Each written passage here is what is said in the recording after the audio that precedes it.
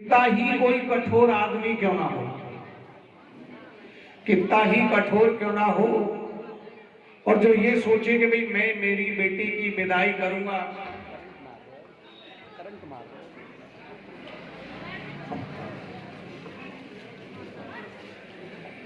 कितना ही कठोर क्यों ना हो, किंतु जब बेटी को विदाई करता है आदमी तो उसकी आंखें नम हो जाती हैं, आंखें भर आती। कितना ही कठोर क्यों ना हो, आज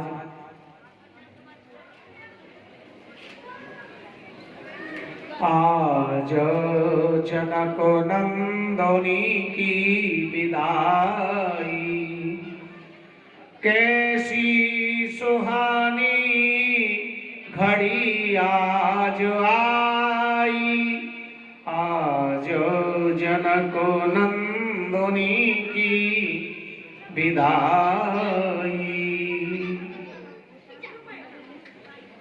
राजा जनकी और माता सुनैना, आंसू से दोनों के भर आए नैना। राम से पहुना कि आज विदाई, आज जनक नंदनी की विदाई। पशु और पक्षी जितने घनेरे, सीता बिना अब कैसे बसेरे। सीता सी बेटी की आज विदाई, आज जनक नंदनी की विदाई। आज राजा जनक राजा दशरथ जी के सामने हाथ जोड़ करके खड़ा है और हाथ जोड़ करके बोला कि आप ही मेरी बेटी को किंकरी करके, मेरी बेटी को दासी करके मानना। अगर कोई मेरी बेटी से भूल हो जाए, कोई मेरी बेटी से त्रुटि रह जाए, मेरी बेटी का दोष नहीं है। समझना कि कहीं ना कहीं राजा दशरथ की कोई ना कोई राजा दशरथ की कमी रही है, और राजा दशरथ की कमी के कारण मेरी बेटी को अपने घर की दासी करके मानना, अपने घर की दासी करके राजा दशरथ बार बार हृदय से लगाने लगे कि बोली राजा, मैं तुम्हारी पुत्रियों को ऐसे रखूंगा जैसी आंखों की पुतली। कितना ही कठोर, कितना ही, किंतु विदा हुई, सीता को हृदय से लगाया। सीता से भी यही बात, सीता ने भी यही कही कि मेरे जाने के बाद में क्या होगा भगवान जाने। किंतु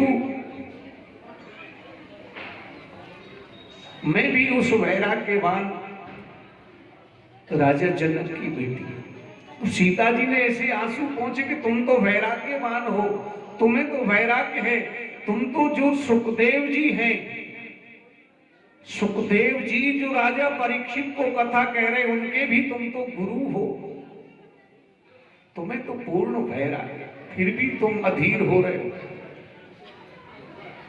फिर भी अधीर हो।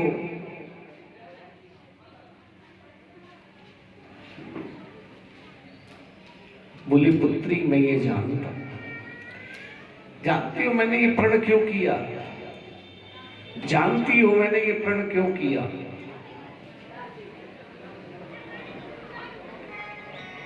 तुम्हारी मां एक दिन मां सीता की माता किसी कार्य के लिए बाहर चली गई, चौका देने के लिए, झाड़ू लगाने के लिए सीता जी ने कहा कि आज इस कमरे का, आज इस घर का झाड़ू पोछा मैं कर देता।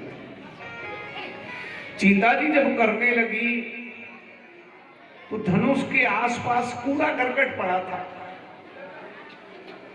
सीता जी ने ये सोच करके,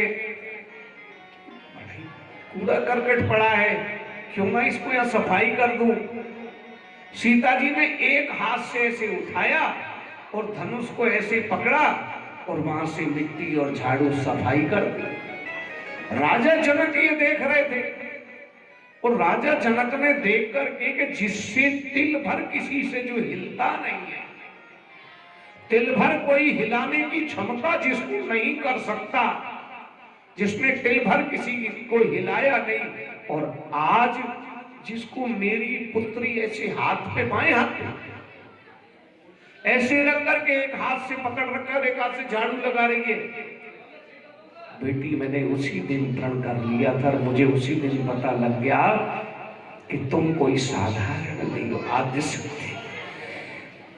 आज जब बिछुड़ती बेटी, जब बिछुड़ती है तो कष्ट होता है हृदय को, ऐसी बात नहीं, हृदय दुखता है। बेटी जब विदा होती है तो हृदय में पीड़ा अवश्य आती है। और आप अनुभव किया होगा, पिता बेटी के लिए लड़का देख लेता है, सामान जुटा लेता है, सारा सामान इकट्ठा कर देता है। लड़का देख लिया, सामान लिया और विवाह कर दिया बाराती तक। और जब लड़की विदा होती है ना, तब बाप सामने नहीं आता, तब पिता एक कोने में ही बैठा आंसू। उसकी इतनी हिम्मत नहीं होती वो बेटी के सामने आ जाए, उस कोने में बैठ करके आंसू बहाता है। मां ही हिम्मत करके अपनी बेटी को शिक्षा दी, मां ही विदा कर। आज बेटी इसलिए मुझे वैराग्य है, किंतु मैं ये भी जानता हूं तुम कोई साधारण नहीं और राम कोई साधारण।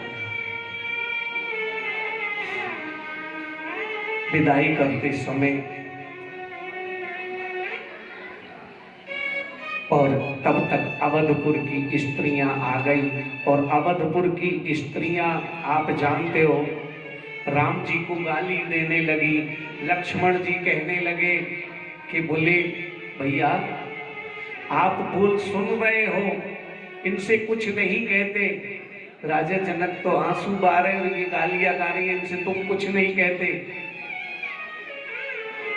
जनकपुर की स्त्रियां बोली अरे कुमार, ये अधिकार केवल जनकपुर के लोगों को ही है जो राम जी को गाली गा दे, जो राम जी को गाली दे दे, और कोई राम जी को गाली नहीं दे सकता। ये केवल जनकपुर की। जनकपुर की पूछे बताओ बबुआ, लोगवा दे तो काहे कारी। बताओ बबुआ लोगवा दे तो काहे कारी। जनकपुर की नारी, जनकपुर की नारी पूछे हे बबुआ, बताओ लोगवा काहे देत तुम्हें कारी। बताओ बबुआ काहे देत तुम कारी। क्यों देती है गालियां? एक कुंवर गोरे तो एक कुंवर कारी। एक कुंवर गोरे तो एक कुंवर कारी। बताओ बबुआ लोगवा दे तुम्हारी कारी। बताओ बबुआ लोगवा दे तुम्हारी कारी। फर्क पड़ गया तुम्हारी दोनों भाइयों की सूरत में, एक तो गोरा है और एक काला। और राजा दशरथ की देख होशियारी। राजा दशरथ की देख होशियारी।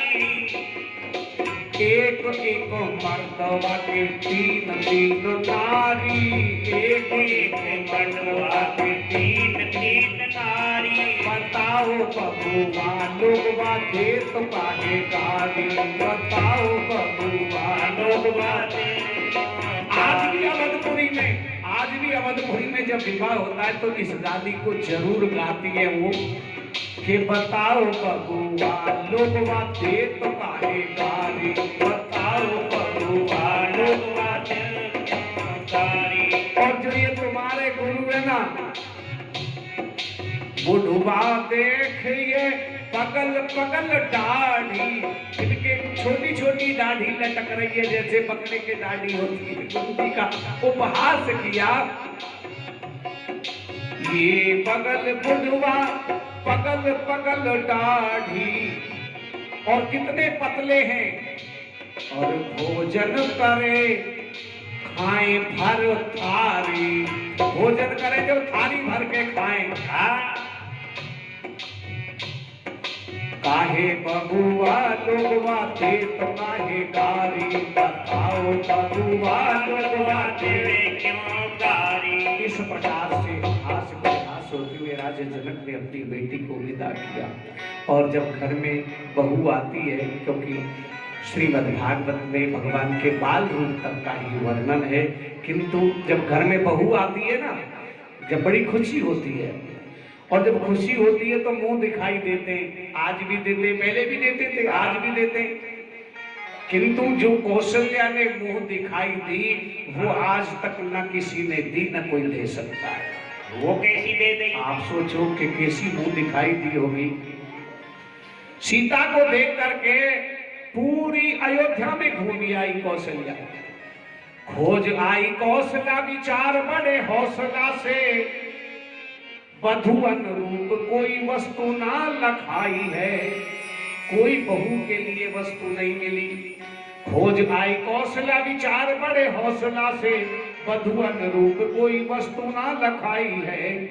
लागी चितो चिंता कहा दीजिए निछावर में, सियासी बहू को परी नेब कठिनाई है। अब सोच में पड़ गई कि सीता जैसी बहू को क्या नेब है, और कछु पायो नहीं सिया समताई जोग। जब सीता के लिए कुछ नहीं मिला, सीता जैसी कोई चीज मिली ही नहीं, तो फिर कौशल्या मां सोचने लगी, और कछु पायो नहीं सिया समताई जोग, और निकट बुलाए नीलमणि रघुराई है। राम जी को अपने पास में बुलाया मां कौशल्या ने, और बुला करके, और कछु पायो नहीं सिया समताई जोग, निकट बुलाए नीलमणि रघुराई है। हाथ रघुनाथ गही दियो सिए हाथ माही, राम जी का हाथ लेकर के सीता जी के हाथ में दे दिया। हाथ रघुनाथ गही दियो सिए हाथ माही, और ले बहू ये ही तेरे मुंह की दिखाई है, ले बहू ये ही तेरे मुंह की दिखाई है। तेरे जैसा सुंदर कोई और है ही नहीं, केवल राम, और आज से जो राम मेरा था, ले बहू ये ही तेरे मुंह की दिखाई है। हाथ रघुनाथ कही दियो सिए हाथ माही, राम जी का हाथ सीता जी के हाथ में दे दिया, और ले बहू ये ही तेरे मुंह की दिखाई है। ले बहू, एक बार ताली तो बजा दो मुंह दिखाई के लिए। कितनी बड़ी मुंह दिखाई दी होगी, आप कल्पना करिए उस समय। आप तो हम और आप तो सोच भी नहीं सकते जो कौशल्या ने मुंह दिखाई दी। मैंने कई माताओं को कहते हुए सुना है, कई बार जब कथा करने जाते तो कई तू काल आई, ऐसे तो मैं मेरे खूंटान के ब्याह कर दूं, ऐसे समझ जाने बहू लटक रही है खजूर की कितनी तोड़ लो। कई बार मैं कह देता हूँ, माँ तुम्हारी ये भूल है, तुम भी कभी इस घर की बहू थी, आज ये आई है, कल तुम भी थी, तुम क्या लेकर के आई? कभी तुमने सोचा कि मैं भी क्या लेकर के आई? सास ये सोचे कि मैं भी क्या लेकर के आई? और फिर ये तो माता पिता की बात है, पिता ने जो दे दिया वो बेचारी ले आई, क्या कहे किसी से। इसलिए सीता जी ने बहुत सुंदर, और अगर ऐसी ही मुंह दिखाई दे दे, ऐसी ही मुंह दिखाई सब दे दे, तो न किसी की बेटी जले, न किसी की बेटी को करंट लगाया जाए, न किसी की बेटी को मारा जाए, न किसी बेटी को कष्ट हो। अगर सब लोग ये सोच ले तो सब लोग केवल कथा सुनना ही नहीं है, मैंने कल कहा था ना, कथा का अनुसरण भी करना है। हमें कथा के अनुसार चलना भी है, इसको अपने हृदय में भी ढालना है। आप भी सास हो, आज जो बहू है वो कल सास बनेगी, सारे कार्य होंगे। इस प्रकार हमको बदलना चाहिए। बोलो सियावर रामचंद्र की जय। कृष्ण शरीरो अयम्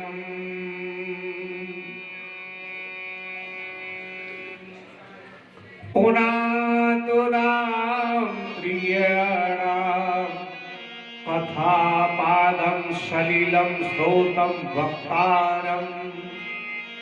भगवान कृष्ण के लिए लिखा सुखदेव जी ने, बोलते हैं कि भगवान कृष्ण की कथा सुनने से 3 पवित्र होते हैं। कौन कौन से? सब लोग कथा नहीं करा सकते। किसी को ठाकुर जी क्षमता देता है, किसी के हृदय में प्रवेश होता है, सबके हृदय में प्रवेश नहीं होता। जैसे हमारे श्री आड़तिया है, वाकई के हृदय में भगवान का प्रवेश हो जाता है कि कथा करानी है।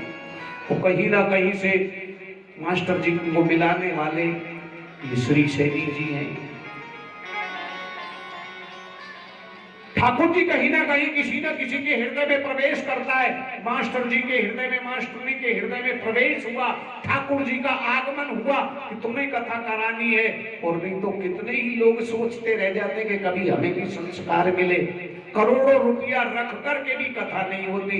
और कई जगह तो ऐसी है कि 3-3 साल हो गए नारियल दिए, वो नंबर ही नहीं आता कथा का। जब कभी आ जाए, जब कोई ना कोई बात हो जाए, क्योंकि वो सहयोग ठाकुर जी हृदय में विराजमान होते हैं और किसी ना किसी को माध्यम बनाते।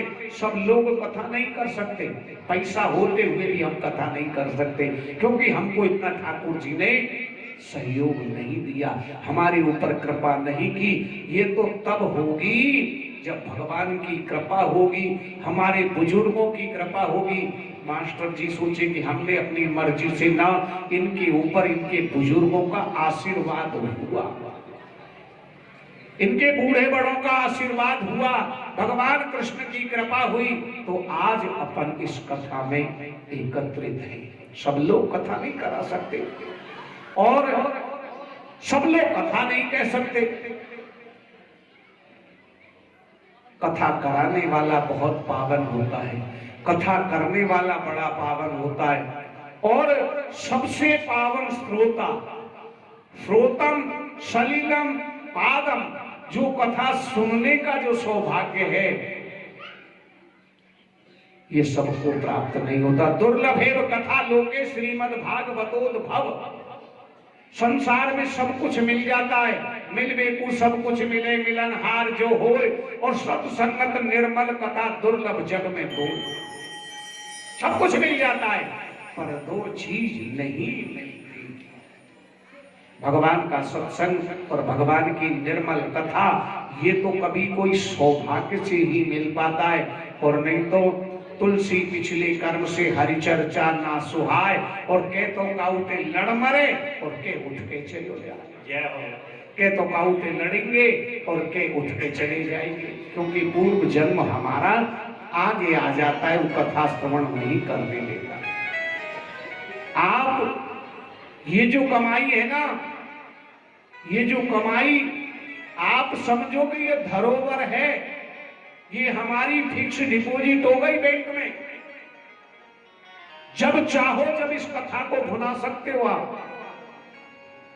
नरसिंह भगत की हुंडी, हुंडी क्या थी उसके पास में? केवल कथा का बल था, केवल भगवान के नाम का बल था, केवल भगवान की बात थी, जो भगवान ने हुंडी कभी नहीं भुना। आप भी कभी भी जब आपका जी चाहे,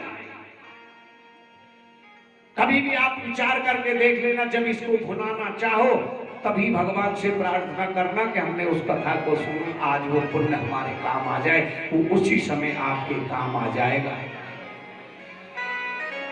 ये कमाई है कि हमने कमाया है, अपने आप अपनी कमाई करके धरोहर में रख दिया, इसलिए श्रोतम सलिलम पादम। राजन मथुरा पे महाराजा उग्रसेन राज्य करते हैं। महाराजा उग्रसेन ने यज्ञ किया और यज्ञ में संत और ब्राह्मणों को आमंत्रित किया। संत और ब्राह्मण बुलाए और आमंत्रित करके संत और ब्राह्मणों को बोली भाई यज्ञ करेगा। कंस ने उन ब्राह्मणों का उन संतों का अपमान कर दिया। महाराज उग्रसेन बोले कि अरे तुमने तो संतों का अपमान किया है। बोले फिर क्या हुआ? फिर क्या हुआ? बोले इनसे क्षमा मांगो। बोले कंस और क्षमा, ऐसा तो कहीं हो ही नहीं सकता। कंस किसी के आगे हाथ जोड़ के झुके। बोले कंस ये तो तुम्हें करना ही पड़ेगा, ये तो तुम्हें करना ही पड़ेगा। इन संतों के आगे प्रणाम करना ही पड़ेगा। संत और ब्राह्मण जो यज्ञ कर रहे, इन ब्राह्मणों का तुमने अपमान किया है। इन ब्राह्मणों के सामने तुम नतमस्तक होकर के क्षमा मांगा। बोले अच्छा, ऐसे नहीं मानोगे। और उन्होंने जबरदस्ती उनका मुकुट लिया और अपने माथे पे पहन लिया। अब राजा कौन है? जिसके सर पे मुकुट है। अब जो और सेवक पहरेदार रहे, इस बुढ़े को जेल में डाल दो, इसको हटाओ, जेल में डाल दिया। महाराज उग्रसेन कहते राजा अरे कंस क्या करता है, क्या करता है? उनका छोटा भाई देवक, अरे कंस ये तो अधर्म है, अन्याय है। अरे तो बड़े भाई को देख, ये अधर्मता पूर्वक तूने। बोले तुम इनके साथी हो, इनका साथ दे रहे हो, यानी मेरे साथ नहीं हो। इसको भी पटक दो, उसको भी पटक दिया और मथुरा पे जबरदस्ती अपना अधिकार जमा लिया, अधिपति। महाराज उग्रसेन बोले कंस लगता है तेरा काल आ गया, लगता है तेरी मृत्यु। बोले हमारी मृत्यु है कि तुम इसमें सड़ रहे हो, इसमें सड़ोगे तुम, हमारी मृत्यु बता रहे हो।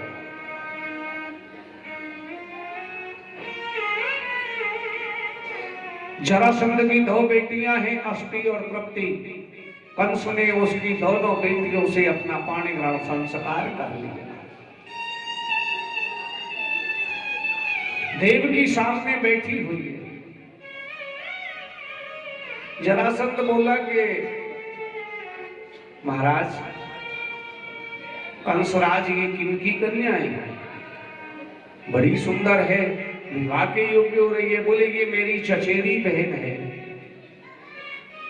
और ये इतनी भोली है, कभी इसने मेरी तरफ देखा नहीं। मैं इसका ऐसा विवाह करूंगा, ऐसा विवाह करूंगा, लोग देखेंगे ये मेरी चचेरी बहन है, मैं इसको कमी नहीं होने दूंगा किसी प्रकार की, और पिता की कमी तो इसको कभी होने नहीं दी। विवाह करिए, विवाह योग्य हो गई है। वसुदेव जी के यहाँ विवाह पत्रिका पहुंची। लोगों ने कहा कि बोले अरे उनके तो 6 बहनें पहले भी तुम्हारी है। अरे बोले उनके एक के भी संतान का योग नहीं हुआ, और मैं चाहता हूं कि भाई मेरी बहन के संतान हो, संतान का योग हुआ ही नहीं, इसलिए हो सकता है इसके संतान का योग हो जाए, मैं इसको भी उन्हीं को ही।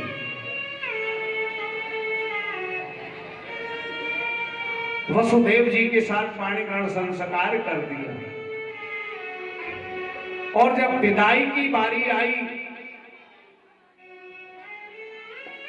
तो स्वयं कंस ने कहा कि मेरी चचेरी बहन है, मेरी बहन है, मैं रथ चला और आगे तक मैं रथ में बैठा करके ले गया। रथ में बैठाया दोनों और मथुरा से विदा कर दिया। और जब विदा करके होली दरवाजे पर आए, होली दरवाजे पे आकर के आकाशवाणी हुई, अरे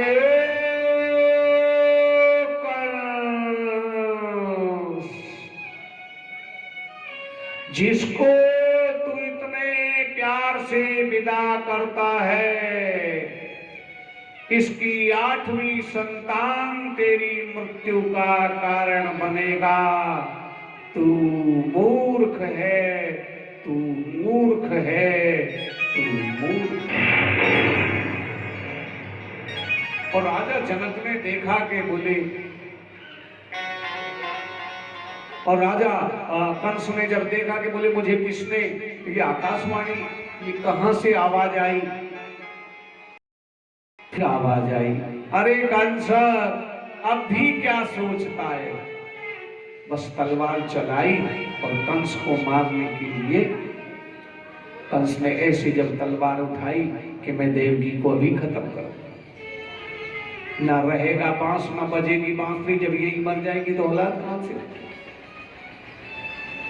और जब मारने के लिए ऐसे हुए, वसुदेव जी बोले, कंसराज, पहली बात तो बहन की हत्या करना सबसे बड़ा अधर्म होता है, सबसे बड़ा पाप होता है, ऐसा अधर्म मत कर। और दूसरा, हमें आपस में विरोध होगा, ये पक्की बात है। हम कबीले में छोटे हैं तो क्या हुआ, थोड़े हैं तो क्या हुआ, मैं भी मेरे सबको बुला लूंगा और हम में और तुम में रिश्तेदारी भी खत्म हो जाएगी और हम में और तुम में युद्ध होगा। बोली सुना नहीं तुमने आकाशवाणी को? इसका 8वां बेटा मुझे मारेगा और मैं छोड़ दूं, इसका बेटा मुझे मारेगा और मैं इसको छोड़ दूं। बोली मैं प्रतिज्ञा करता हूं कि जो भी मेरे संतान हो जाएगी तुम उसको मार देना। वो जानते थे कि वसुदेव कभी असत्य नहीं बोलता, कभी असत्य भाषण नहीं करते। छोड़ दिया। संयोग से नारद जी आ गए। नारद जी बोले, अरे कंसराज तू तो मूर्ख निकला। बोले देव ऋषि कैसे? अरे तुम्हें पुत्र का मोह आदमी जीव को ऐसा होता है कि पुत्र के मोह में कितनी शपथ झूठी खा। पुत्र मोह ऐसा होता है। पुत्र आत्मा होती है, पुत्र उस पिता का स्वरूप होता है और उस आत्मा के लिए वो कितनी झूठी शपथ खा लेगा। तो मुझे क्या करना चाहिए? अरे ये तू जान क्या करना, ये मैं नहीं, मैंने तो तुझे आगाह करना था, बताना था। अब अच्छा बुरे का मालिक तो तू है, मैं नहीं कह सकता कुछ। कंस ने उनको जेल में डाल दिया, ताला लगा। पहला पुत्र हुआ जिसका नाम रखा कीर्तिमान। रोने की आवाज गई। कंस आया, कंस ने गोदी से ले लिया। देवकी ने पैर पकड़ लिए कि भैया ऐसा धर्म मत कर। भाई तेरी मृत्यु मेरे 8वें बेटा थे, जी तो पहले ही है, पहले बेटे से तुझे डर क्या है?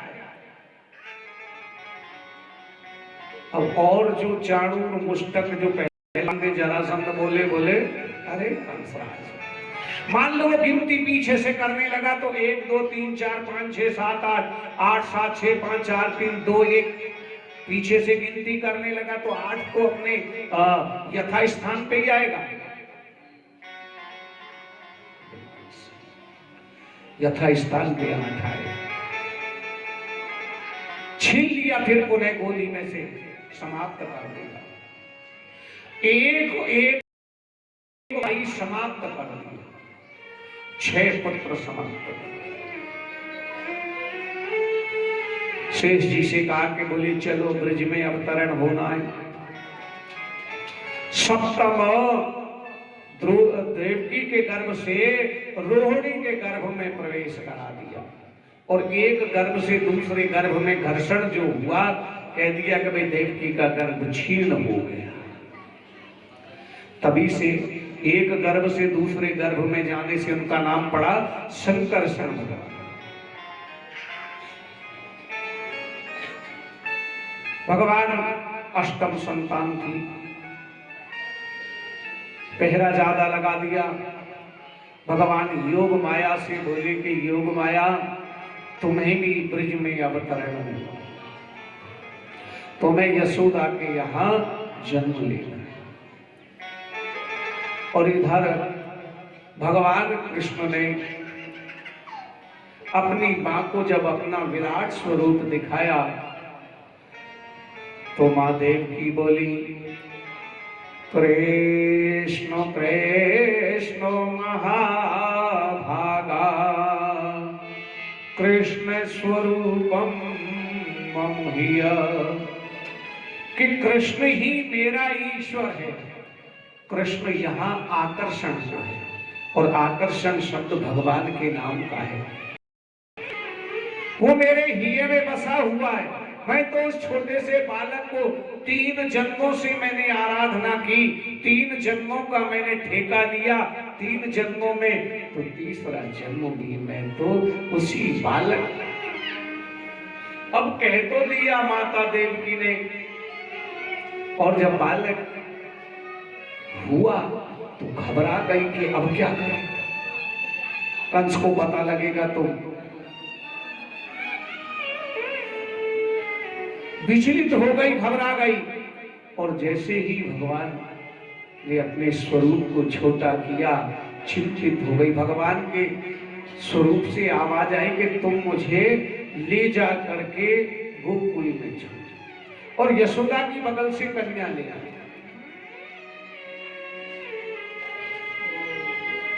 तो वसुदेव जी और माता देवकी के बोले जाएं कैसे, अंधेरी झुक गई, अंधेरी झुक गई, रातकारी कैसे जाएंगे यमुना में से। ताले लग रहे, पहरेदार जाग रहे, ईश्वर की माया से अपने आप ताले खुल गए, पहरेदार भी जाग गए,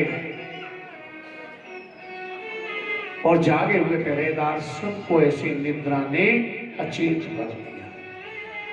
द्वार भी खुल गए, कपाट भी खुल गए, और लेकर के दुनिया में अब चलने लगे।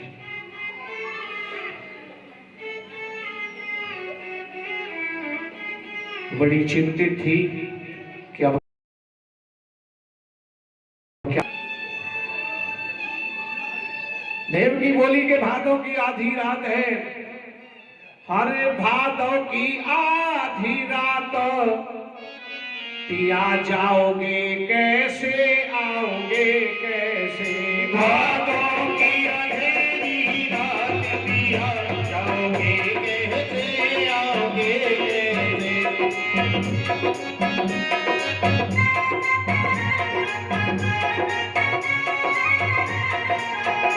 भादों की आधी रात, पिया जाओगे कैसे, आओगे कैसे, भादों की आधी रात, पिया जाओगे कैसे, आओगे कैसे।